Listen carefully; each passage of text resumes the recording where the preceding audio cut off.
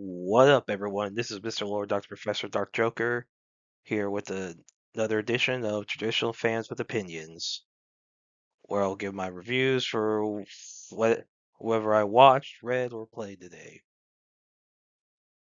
And who are traditional fans with opinions? That is myself, and that is you, the viewers. With all that being said, on with the reviews. Kurumizawa's Folly, Chapter 20.1. So this is basically just a side chapter. So you have a few days after Hada learned about Kurumizawa manipulating him. He's like making all these requests, to kind of like have Kurumizawa pay back for manipulating him. Kurumizawa has no idea.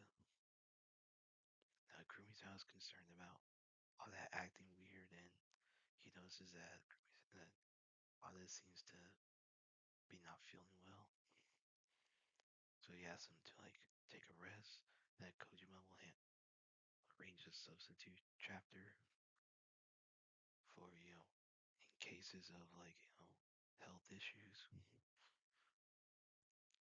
because that is something that does happen with manga, because you do have writers like get really sick from all the work they do,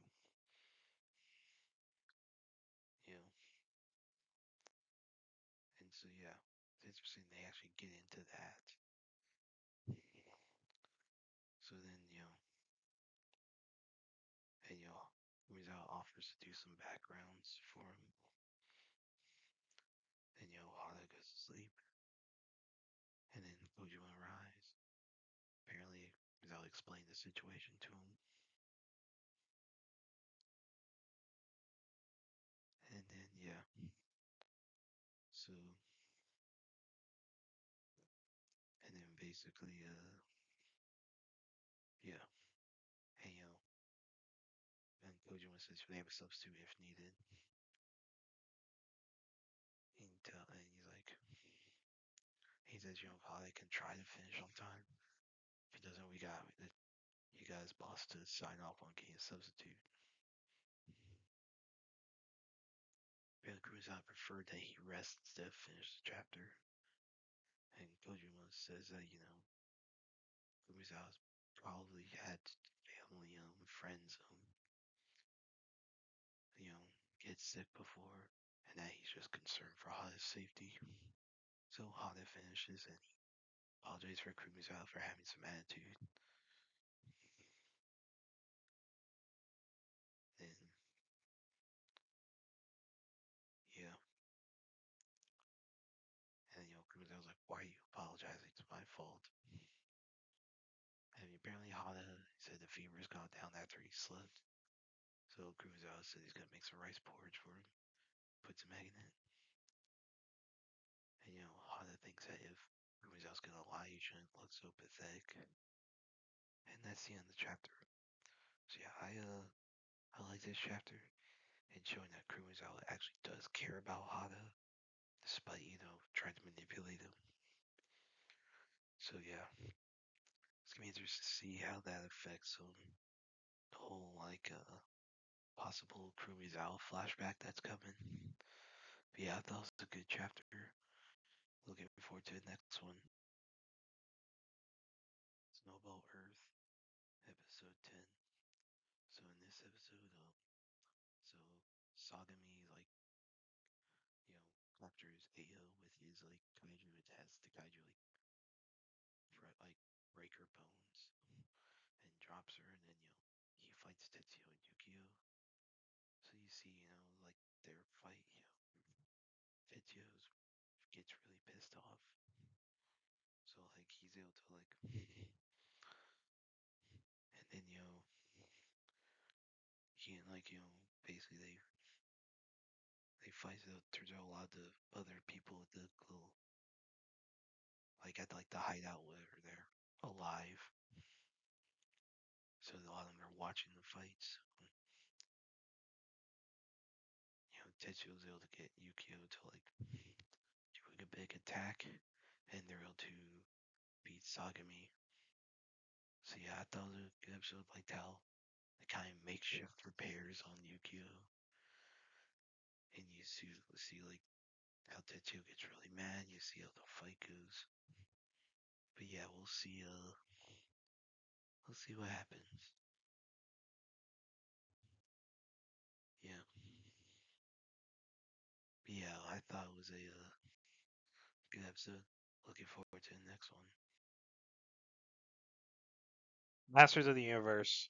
So this is a new movie that released this weekend. It's adaptation of the Master of the Universe franchise. So specifically, the He-Man stuff. So when Prince Adam is a kid, he's gets trained by Duncan, aka Man of Arms. He's friends with Tila. Now Adam's not good at fighting. So and now Skeletor attacks. And like King Randor, Queen Barlina are imprisoned. Now the sorceress sends Adam to Earth, which is Marlena's home planet. Now Trapjaw is beats up Duncan, and he and Tila barely survive. Now Sorceress gives Adam the Sword of Power. Now Adam loses the sword while going through the portal. So and 15 years later, he's an adult working in human resources. He lives with a friend of his named Hussein in Oklahoma City. Now Adam tries to find a sword, and he like draws pictures of all the people and places he knew in Eternia. He gives nicknames to people like different characters. It's not the real names; he just calls them that, which does leave some jokes there. So, and he works. He now Adam looks for the sword while he's on the clock. Now, apparently, he's good at his human resources job, but like his boss gets on to him for looking for the sword while on the clock, which honestly I think that's kind of fair.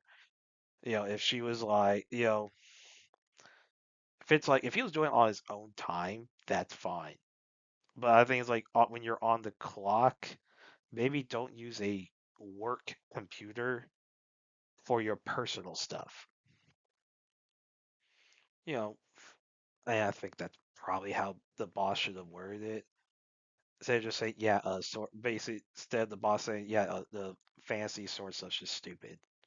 You know, now, and basically, Adam goes on like a date, whatever, and his date leaves because she's weirded out by when he explains his past. So Adam's told about where the sword's at. He finds it at a comic store. He gets it, but he's not able to activate the power. The power of Grayskull. Now the Beast Man attacks him, and Tila like. Well, so before that, Adam gets a sword, but he takes it to like his apartment. Cops come into his apartment later next morning, put him in the car. Some reason he's not cuffed. That was kind of stupid. And then but they take this, they try and make jokes, like make Highlander jokes, or yeah. So then Beastman attacks, Tila, who had received a signal from the sword, gets there, she takes Adam and the sword with her to back to Eternia. Now Beastman returns to Skeletor. Now Adam sees what happened to Eternos, which is the capital city. You know, all the warriors of Eternia who are left, don't they don't recognize him as the prince. They think he's just some nobody. Now,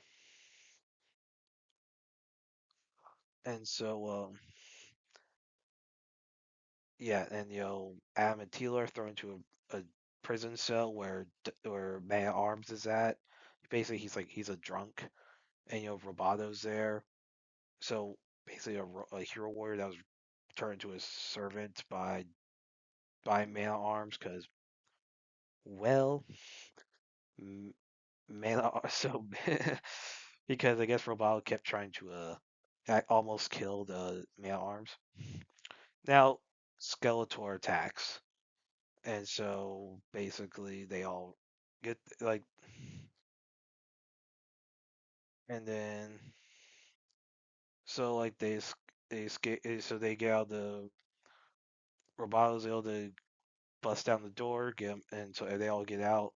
So you see Skeletor's forces. So you see Fisto, Ram Man, Demon Man, Boss Man, and Mechanic fight Skeletor's forces. Now they're all captured. Now Adam's able to summon the power of Grayskull and be turned into He-Man. Well, turns to like the Warrior. Now he doesn't call himself He-Man yet. More on that later.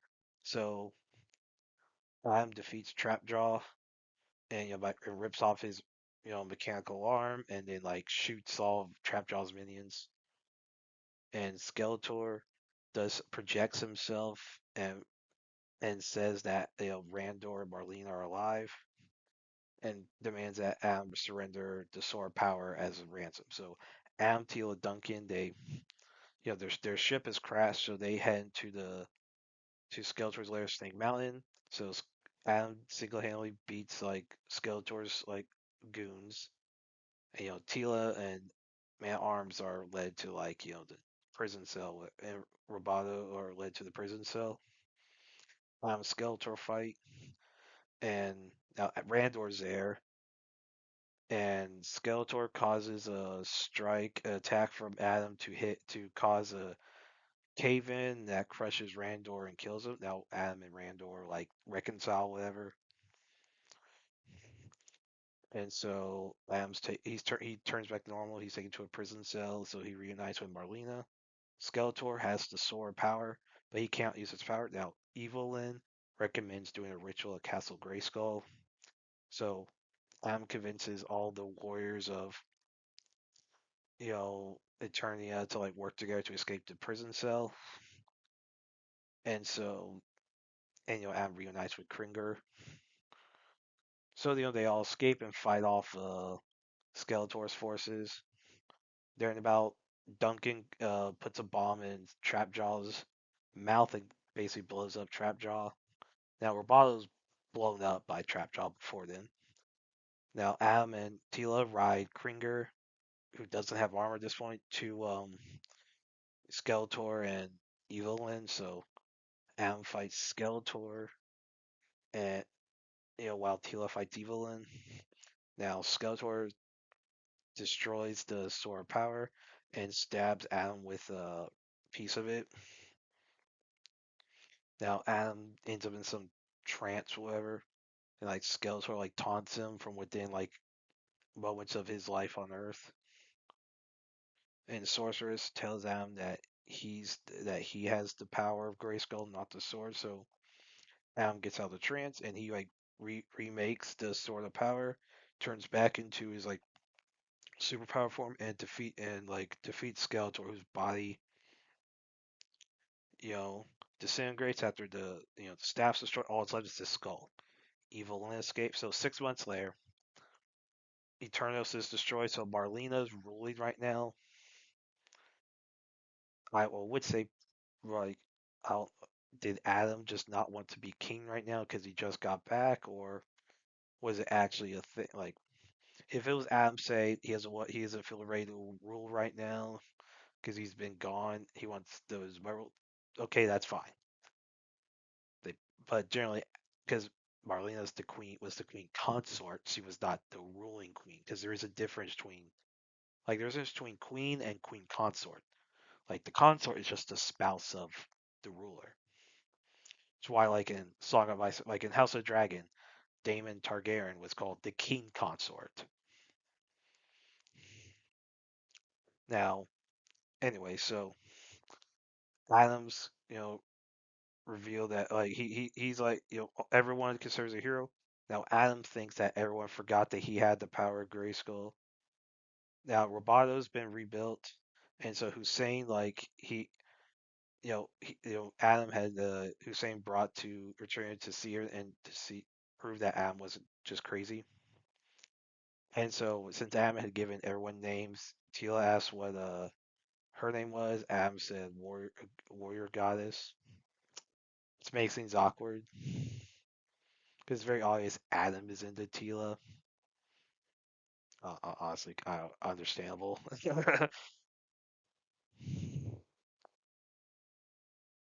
I mean, and whether or not Teela's into Adam, I don't know. And she asked what Adam's name for himself was, and he said He-Man. Eh, yeah, they do play as a joke because like Adam's like, well, no, it's a masculine man. So there's a distress signal from a village. So He-Man and Kringer, who's now has his Battle Cat armor, go off to like that village. And off the other war, they're talking about. They're like, does he think that we all forgot about it? That we don't know he's He-Man? And Man at Arms is like, we'll just let him have. We'll let him have fun. And he has some post credit scenes. So Orko, you know, basically, who in the lot of the in a lot of like the lore, he's from a world of Trolla. He's from space. He's from a different planet. Where like a lot of times his magic doesn't work so well, but in Trolla he's like very good. And like so, and then yeah, so and then he explained, yeah, Orko talking to the audience saying, yeah, people talking about. He's like, well, if you have a skeleton head, you're probably evil. So it's like a joke. Yeah, no, Skeletor is just like he's a stare villain. And you see some other ones. You see Male Arms and Marlena talking about how Marlena had lost hope in both of her kids, and Male Arms saying maybe she'll come back. And then you see it shows somewhere else. You see Princess Adora turning into She-Ra within the Fright Zone. So hinting that if they actually continue these films, the next one would be a She-Ra film, which was expected. I actually expected the She-Ra cameo to appear. Like I knew it was like, okay, they probably don't want this to be the only one. I was thinking to myself, there's probably gonna be a She-Ra cameo. I was like, I'm calling it. There is a She-Ra cameo coming, and I was right. Now, how they're gonna handle that, don't know if they actually get into it. And you see Evil Lair grabbing Skeletor's skull. Now, probably bring him back. Now, if they actually continue it, how will they get into stuff with the Horde? You have Hordak, Horde Prime, because Horde Prime's like the overarching antagonist for the whole franchise. Because Skeletor, used to work for the Horde. Now he betrayed them. He and his people left. And you have Hordak, Horde Prime is like the overarching Horde monarch. Hordak's like basically right under him. And yeah, so I actually enjoyed this. I was kind of surprised the marketing sucked. And yeah, this play, so Queen Marlena is from Earth. That is in the '80s show, she was an astronaut from Boise, Idaho. She crash landed on Eternia and basically stayed and married King Randor. And so yeah, and so so in the original one, she is a astronaut. Now they didn't really get into that in this. If whether or not she was an astronaut, that's how she ended up on Earth, like in on Eternia. They don't get into that. I and now in my opinion, as far as Earth goes, now I don't think they should. I think that Eternia and all the characters should be established for both He-Man and She-Ra before Earth is even brought in. Yes, you establish Marlena's from Earth, but I think you don't have the characters go to Earth until both She-Ra and He-Man are both established, like fully established their characters. That's maybe you know in a and maybe so you do in either this once you have your first He-Man movie, your first She-Ra movie, that may so you do it you know, or however the crossover where it's like He-Man, you have a Master Universe 2 where it's He-Man meeting She-Ra and that introduces She-Ra, then you have a She-Ra movie, whatever. I would say once you have a He-Man movie, a She-Ra movie, and a crossover movie, I would say generally the fourth one would be the earliest you could do Earth. And, had to do more of like travel around the other planets, whatever. You know, I would say that there is, but and, so I do criticize that, and like the whole like everyone knows Adam's He-Man. Now generally a lot of stuff, yes, they look very similar. The difference is like He-Man's like is slightly tanner. There's his hair color and like his voice is deeper. There are differences. It's like and kind of how also Prince Adam conducts himself. He tries to act kind of like a goof at times in the generally a lot of the cartoons, whatever. So he tries to have a personality difference. Which a lot, Clark Kent, Superman does that, and Superman, where he tries to have different personalities when between Clark Kent and Superman, and Bruce Wayne Batman. So it is a kind of thing because this is kind of like supposed to be like a because He Man's kind of like a superhero story in a fantasy universe. 'Cause that's kind of what it's supposed to be. Now, obviously, this was a series made to sell toys, but as far as the story, it's supposed to be like a superhero story that's within a fantasy universe. So, like in a world of magic and all that, you have a superhero. Because it'd be interesting is like what's considered a superhero in a world that where basically you have all these like mythical beings and magic and all that and sci-fi stuff. What's considered a superhero in that? Now, my biggest criticism is how Randor dies. Like having like okay, He-Man just try and attack and then just randomly shoot some lightning, whatever, and causes a cave in. I thought that was kind of stupid how they built up to that. I think what would make more sense if it was just if Skeletor had just killed Randor himself. Like if you're gonna kill off Randor, just have Skeletor kill himself because especially because of the so in some continuities for Skeletor, um like Skeletor is Randor's brother Heldor. Now, he's Randor's half brother.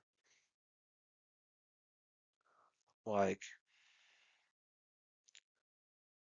and then basically that's like a that's like that's a thing that happened. Like, like that's was so like basically he's like so you know basically Keldor like basically there's something Keldor tries to learn magic and then he becomes Skeletor and then that's and so and if they actually decide to make more, which this movie has to make profit for that to even be a possibility, and I don't think that it's going to make profit. But it sucks because I enjoyed it. Some of the worst, so like were at He-Man was saying maybe you saying Keldor, he's like maybe you weren't loved when you were enough when you were a kid.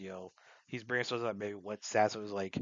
Man, if they used the Keldor origin, that's gonna hit differently. Like that is actually gonna hit differently. Yeah, you know,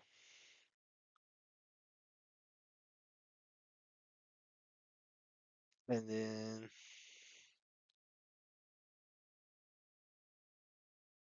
so and it's a